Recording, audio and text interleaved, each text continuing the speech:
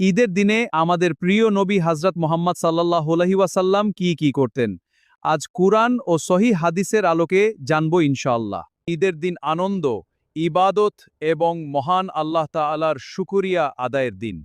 আমাদের প্রিয় নবী হযরত মুহাম্মদ সাল্লাল্লাহু আলাইহি ওয়াসাল্লাম ঈদের দিন খুব সুন্দর কিছু সুন্নাহ আমল করতেন। সুন্দর পোশাক পরতেন, সুগন্ধি ব্যবহার করতেন, ঈদের নামাজে যাওয়ার আগে তাকবীর পড়তেন। আল্লাহু আকবার, আল্লাহু আকবার, লা ইলাহা ইল্লাল্লাহু ওয়াল্লাহু আকবার, আল্লাহু আকবার ওয়ালিল্লাহিল হামদ। ঈদগাহে গিয়ে মুসলমানদের সঙ্গে ঈদের নামাজ আদায় করতেন। তিনি এক রাস্তা দিয়ে ঈদগাহে যেতেন এবং অন্য রাস্তা দিয়ে ফিরে আসতেন। আমাদের প্রিয় নবী হযরত মুহাম্মদ সাল্লাল্লাহু আলাইহি ওয়াসাল্লাম ঈদুল ফিতরের দিনে নামাজে যাওয়ার আগে কিছু খেজুর খেতেন। আর ঈদুল আজহার দিনে কুরবানির আগে কিছু খেতেন না বলেও বর্ণনা এসেছে। আর সবচেয়ে সুন্দর বিষয় হলো ঈদের দিন তিনি গরিব, অসহায় এবং